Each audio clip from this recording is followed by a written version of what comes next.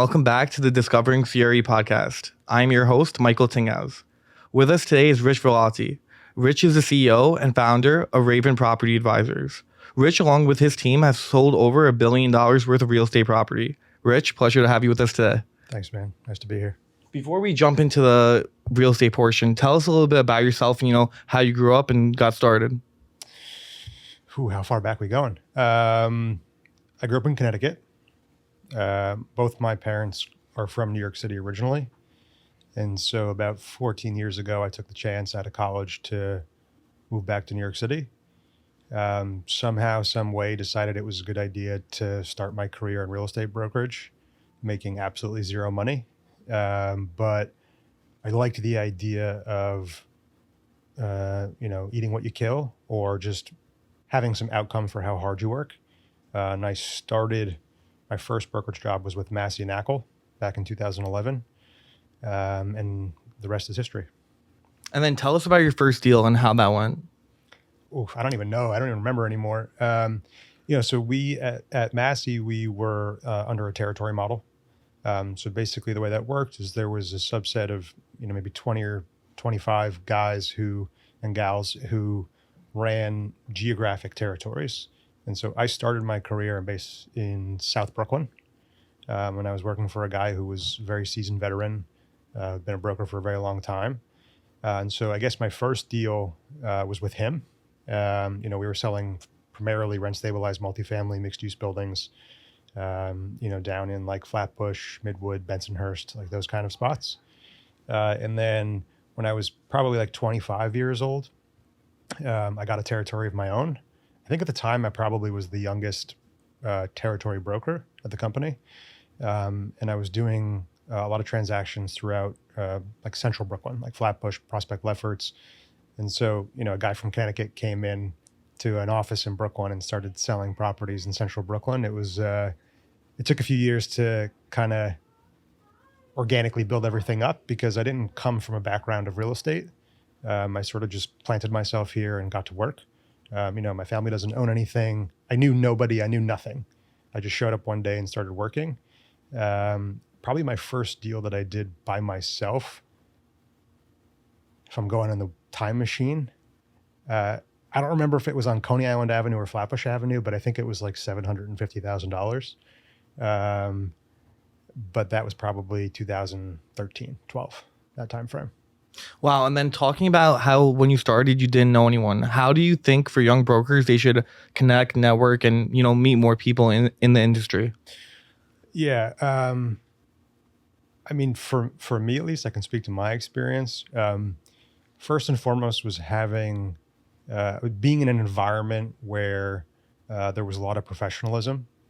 And so I was taught the business the right way. The folks at Massey & Knakal when I started were consummate professionals.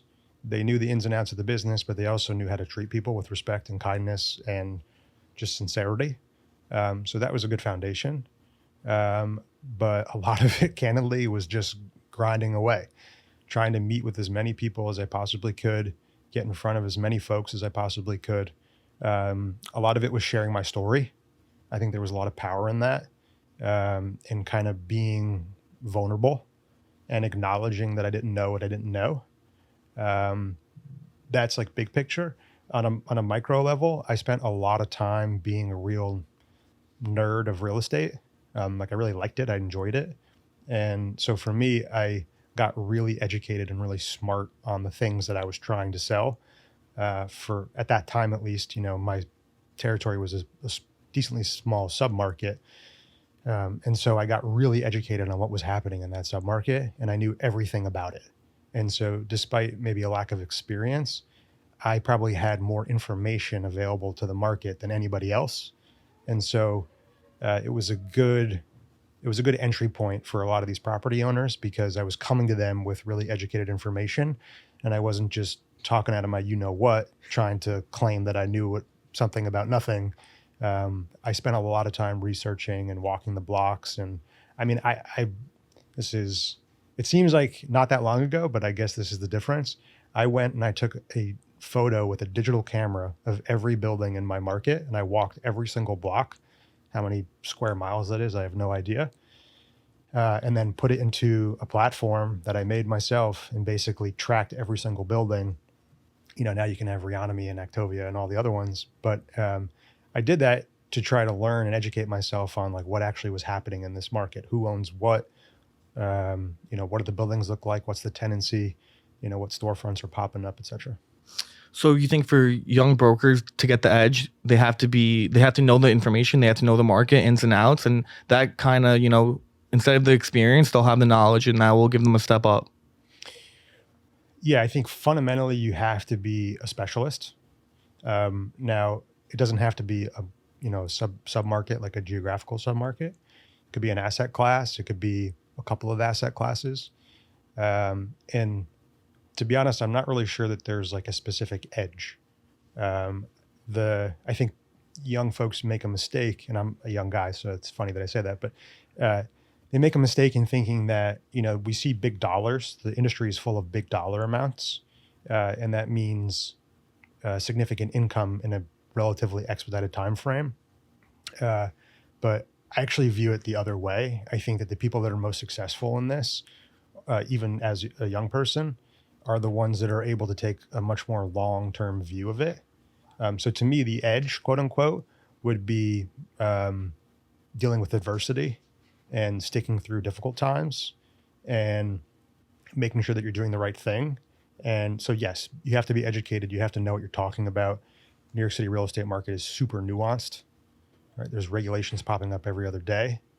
And it's difficult to really understand those regulations across all of them. But if you can hyper-focus and specialize, in regulated multifamily or development sites, or, you know what you're talking about when it comes to 485X or previously 421A, you have a much better chance of getting through to someone, because at the end of the day, the people that hire us to market and sell their properties and represent them want to know that we're as smart as could be when it comes to the thing that we're representing, right? Yeah. And so Raven has now sold over $1 billion in sales. But take us back to when you first started. How did you decide to go out on your own, and kind of what was the business plan? I didn't have some grand plan, to be honest with you. I was super content and happy with where I was. I went from Massey to, we became Cushman & Wakefield for a little while. And then I spent about 4 or 5 years at Meridian Capital, working on the sales team over there. Really amazing people there. Really great group of guys and gals. I had a lot of fun. It was a good experience. I felt like it was time for me to kind of blossom and do my own thing. So candidly, I took some time off. Wouldn't have predicted that COVID started and, 2 weeks to flatten the curve. And here we are. But that was sort of a catalyst for me to think a lot about what I wanted to do next. And during that time frame of time off, I was getting a lot of phone calls from, clients of mine or from just people in the industry asking me what I was doing. And it was refreshing and a good confidence boost to hear from a lot of the market that they thought that I should do it, because I didn't know that I had it in me to do it myself. But once I'd heard that enough, I committed to it, started this company in my bedroom. I bought a desk off Amazon, set it up, bought some headphones and started cold calling. And then, the rest is history. But we started, in my 1-bedroom apartment in my bedroom next to my bed, made enough money to get an office. Now we've hired a bunch of people and we're doing very well. So speaking about hiring, what do you look for in new hires, and what's some advice do you give them when they're starting out? Yeah, it's a really good question, actually, because I think that I've gone through this thought exercise myself quite often. And for a while, it was difficult for me to verbalize what it is that I look for in someone who's new and getting started. The obvious things, right? Like you want someone who works really hard or who is smart, right? But those are givens, right? You want that for any job. I think the biggest thing that I look for is someone who's solution oriented. And the reason is because a lot of selling real estate, especially in New York City, is a problem and a solution. And very, very often I don't know the solution to the problem, but you have to be willing to go try to figure it out. And that could be small, it could be big. It could be a contract negotiation, it could be negotiating an exclusive listing, it could be trying to move for a meeting with a client. It could be anything, right? But there's a problem, there's a solution. And I think a lot of people are really competent and really intelligent and probably would be really good real estate professionals, but they have a knack for, if I give you 10 tasks, you're going to do those 10 tasks really, really well, right? I really like the person who I know that there are 10 tasks available. I only know maybe 5 or 6 of them, and it's up to us together to figure out what the other 4 are. And you have to be really solution oriented to do that. And I think that's a big separating factor for younger folks starting out. I mean, I still think it's a factor for any broker. You talk to you talk to Bob Knackel, whoever sold the most buildings ever, he's still coming up with solutions to problems every single day. Even if he doesn't know the answer, he has to go try to find it. And then a lot of people say this business is delayed gratification. So when you have new brokers and they're coming in and, you set the expectation that the first year is going to be tough, how do you kind of, guide them through that? Yeah. Permanently delayed gratification. Yeah. I'm probably a bit of a sicko, I guess, but to me, closings are anticlimactic. It used to be even like 7-8 years ago that everybody would sit in a room and there'd be a closing and then you'd go get a beer after. Everything's virtual now, so it's a little different.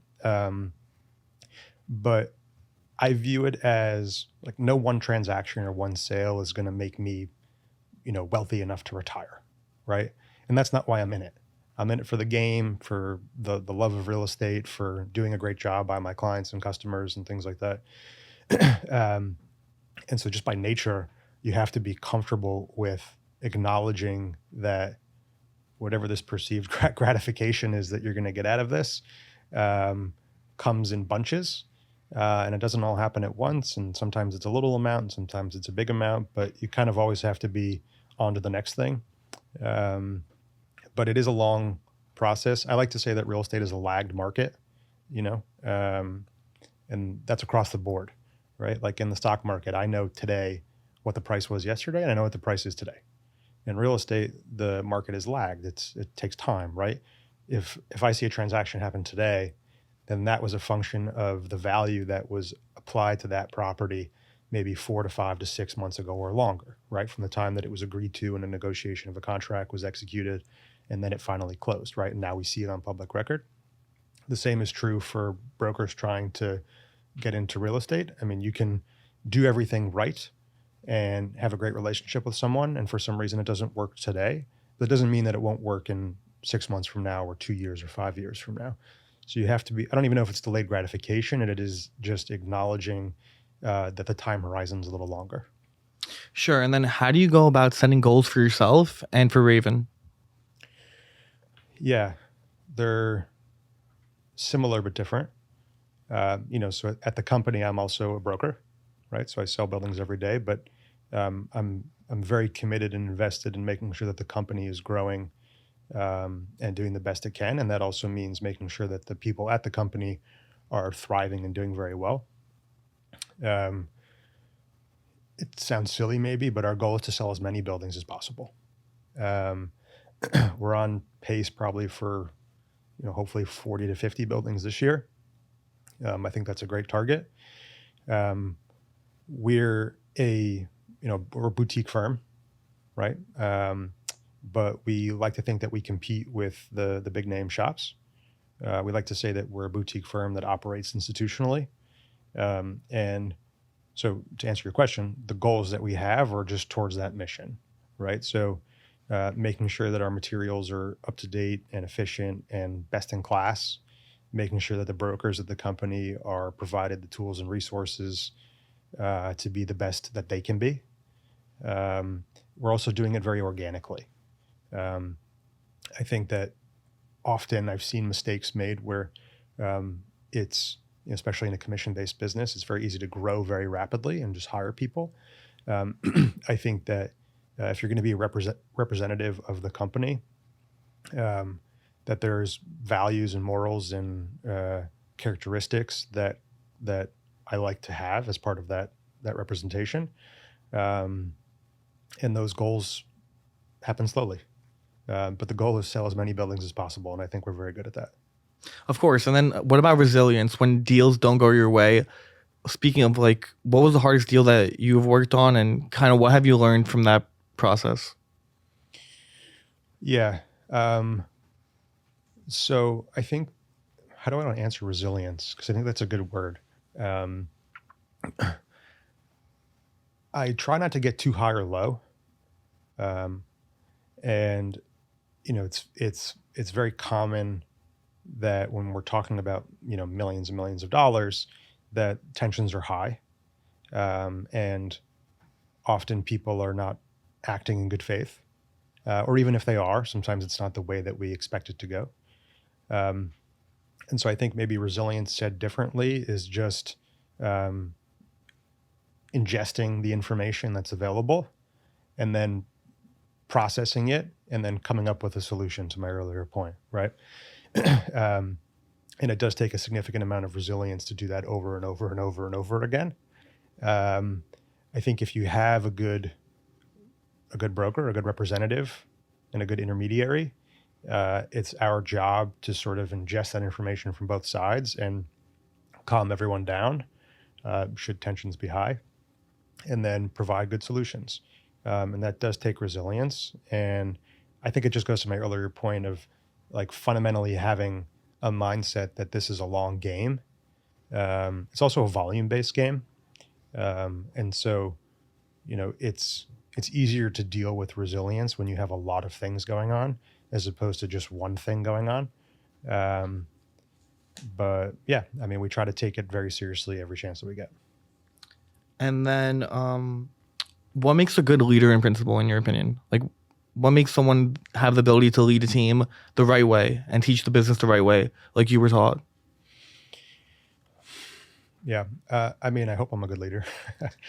I think leading by example is really important. I don't want to say first in, last out kind of thing, but that's the mentality. Fundamentally, I really believe in operating as, first and foremost, a good person. And secondly, as someone who's extraordinarily competent in what they're doing. And I think if I personally, as the leader of the company, are doing those two things, then the rest kind of takes care of itself, right? Because I'm trying to put out into the company someone who is operating from a place of good faith, treating people with respect. That could be you as the property owner or you as the mortgage broker, right, who's doing the loan for the sale that we're representing. But it could also be the super and the porter in the building that we're selling, right? Or a tenant that we have to knock on their door and bother them to get in their apartment, right? And then the second point is making sure that I am spending a lot of time and energy being as educated about the market as I possibly can. And I think through osmosis, those things trickle down. I think it's would be failed leadership to preach those things and not actually do them. But I like to think I do. It comes maybe a bit more naturally to me because I'm, like I said, a nerd in real estate, and I enjoy this stuff. Like, I want to know about it. I think it's important. I'm fascinated by how, external circumstances impact a place like New York, and also how external circumstances don't impact New York at all because of regulation. So I think what makes a good leader is someone who's just a really good person and leads by example. And we talked about how, in real estate, it's very timely. It's a lot of dollar amounts, and everyone's expecting something done the right way and on time. How do you deal with that type of stress when things are out of your control? Just that, right? I played baseball growing up, played baseball in college. And that is and I do martial arts now, right? So there's some parallels there. Learning how to deal with the circumstances that are out of your control in real estate is the hardest thing in the whole world, right? You could do everything right in baseball and somebody robs a home run, right? Or you hit it super hard and the center fielder's right there, right? In real estate, there's only so much that you can control, like actually control. So how do we deal with that? We just have to learn that things are, not always going to fall our way. I mean, that said, we do everything in our power to make sure that as much of what can be in our control is within our control, and that we're relaying that information correctly, so that we're minimizing the opportunity that the things that are outside of our control actually happen. But of course, I mean, countless times that, I'm sure you've had it too, where things that nobody was expecting pop up. You're like, I don't even know that existed, right? And you either deal with it, but in some cases it can't be dealt with, right? And then that's just, again, I'm beating a dead horse maybe, but to my first point, as long as you were acting in good faith and you're a good person, then you should have confidence in yourself that like things happen and just on to the next thing. Control what you can control. Control what you can control, man. And then since your first... Some life lessons in there probably too. For sure. Yeah. And since your first deal, like what do you think you learned about yourself the most? I'm pretty good at this. That's for sure. I enjoy it a lot. I've made a tremendous amount of friends, like actual friends through this. But it's really, I don't know, reflecting on it, it's really fascinating to see how little I actually knew versus what I know now. And I'm sure if we do this again in 10 years, I will say the same thing. And that's kind of the fun part, is you're constantly learning and evolving. So is the market. Everything's changing. I mean, from 2011 when I first started to now, it's like I feel like I've seen like a whole world of change. But yeah, I don't know. I'm happy with where we're at. We're very proud and very happy, and it's just about just progressing. That's it. And then tell us about how your day is like. Is it structured, or is it whatever hits first, you deal with that? Yeah. I try to make it structured. Doesn't always end up that way. I'm sure the folks in my office will tell you that I'm like sometimes ultra focused and sometimes like a chicken with my head cut off. I wear a lot of hats as the head of the company, which I enjoy. I'm 24 hours a day, which I also enjoy. But we try to spend as much of our day doing the brokerage activities that are most revenue generating. So that's being involved in the transaction, like negotiating a contract or, dealing with attorneys or, the back and forth between buyer and seller, or generating new business. Everything else is kind of peripheral. Very, very important activities, right? Like underwriting and analyses and setups and OMs, BOVs, whatever, property tours. We try to keep that on the beginning and the end of the day because the money-making hours are in the middle. And then in this business, there's no really, start time and end time when you're producing. So how do you manage the work-life balance? Yeah. Oh, man. I don't know. I'm not very good at it. Okay, fair. A guy told me many years ago that there are, and this can apply to any business, any industry, that there are people, and I'll use this term even though it can apply to anybody. There are people that wake up in the morning, they put their pants on, they go home, they take them off, right? And that could be a good work-life balance. I find that for me, I'm most effective. I enjoy it the most. I make the most money. I do the best for our clients when my pants are always on. I don't take them off, right? Now, that doesn't mean that I don't have a work-life balance. And I think as we get busier and we do more, you need to make a conscious effort to, put your life in focus. Because there's plenty of time for doing fun activities and whatever you want in your life and raising a family or, whatever you want. But that's first and foremost. But also, I really like it. Like, this is not, it's tough to discern between work and life for me because it's kind of my life, and not in like a weird, crazy person kind of way. Like, I enjoy it. Like, I read the newspaper, I read about, economic policy because I'm interested in how that applies to real estate, or I read the transfers every day and understand what's being bought and sold and who is it because I like it and I'm interested in it, right? Me and you do this and then we get a beer in 2 weeks because we like it. We're friends, we can hang out. And so to me, work and life have kind of meshed a little bit over the years, but it's okay. I like it. Do you feel like to be successful in this business, you have to love it? You can't just do it for the dollars? For sure. Anything. Yeah. To me, if you're in it for the dollars, you're gone. You're gone. Because like there's too much adversity, there's too much difficulty, there's too many obstacles, there's too many things that don't fall your way. There's too many people that'll just tell you to go F yourself. And you hear that over and over. And if you're only chasing the dollar, then like you're never going to make it. To me, the priority is getting an originating business and then executing on that business for the client who's been kind enough to hire us to sell their property. And then any sort of money is just a byproduct of us being really successful at what we're doing. It maybe sounds crazy, but that's the truth. And then speaking of originating business, for young brokers, what advice would you have for them to, shake trees and try their best to get the new business? Yeah, don't be like everybody else. I'm giving away my secrets here. I probably shouldn't say these things, but I view it, and maybe this is the way I was taught, or just like this is how my brain works. But to me, giving information first is the best way to then get any information. So I go into any cold, warm relationship, lead, cold call, doesn't matter, with how can I give you, Mr. Potential Seller, property owner, or you're not even a potential seller, just a property owner. How can I give you as much information as possible? How can I add value to your life? And in return, I'm sure one day I will gain enough trust for you to give me some value back.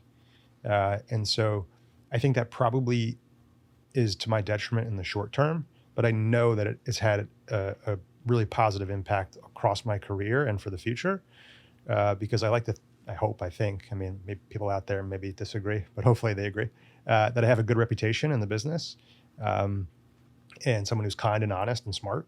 And so I like to think that, like, rather than calling somebody and being like, hey, I have someone who wants to buy your property, right? Maybe that's true, but maybe you sound like the 15 other people that have called that person that day, right? So what new information are you actually giving me? Maybe that's, hey, I don't know if you heard, but there's a new restaurant going in the building next door to you.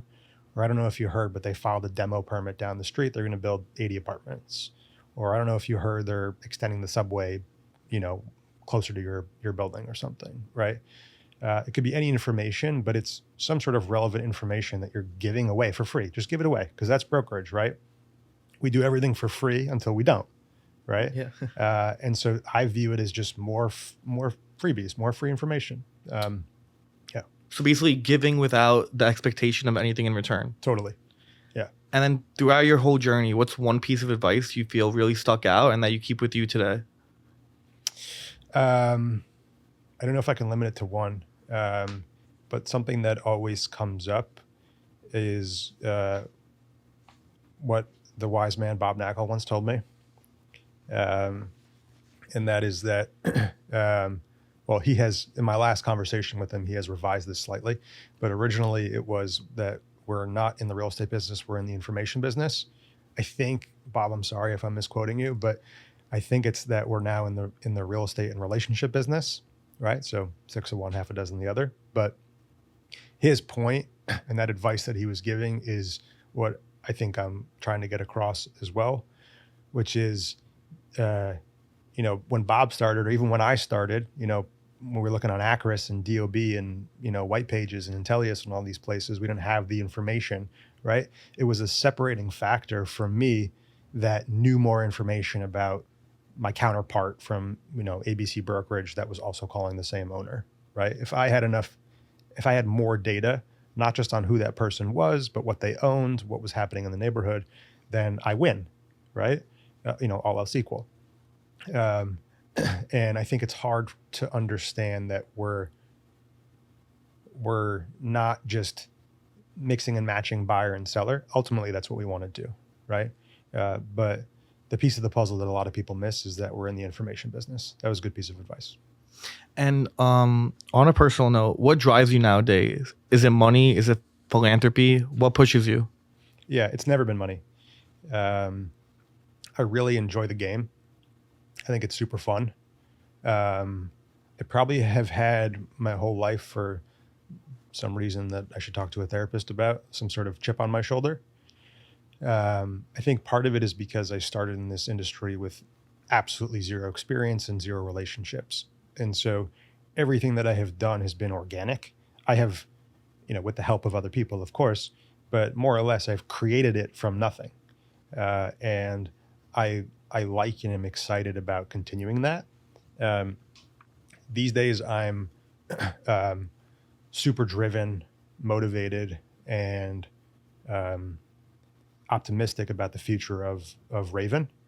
I think we're really, really onto something, and it's taken some time, but I'm ecstatic and thrilled with the people that we have right now, with the progress that we've made as a company, with the successes that we've had as a company. And so I'm very motivated to continue that, both for myself, for the company, but for the people at the company. But I think there's a lot of interesting other avenues that I have in my head explored many times, but have yet to actually put into practice for the company, that I think will be more revenue for the business, B, a better full service for the client and the customer, and I'm just excited by all that. Like it's never enough. Whatever it is, it's never enough. I'm always trying to kind of push the envelope and the boundary and try to understand, like, what could we do to be better and more efficient, and what could we do to expand the horizon a little bit. Sometimes that takes time, but I'm really, really motivated by that. So you're always looking to do what's next, new verticals for the business, kind of always, you're never satisfied. You're always, the best deal is the 2 deals ahead kind of mindset. No, I should say the best deal is the present or the future. You can't look towards the past.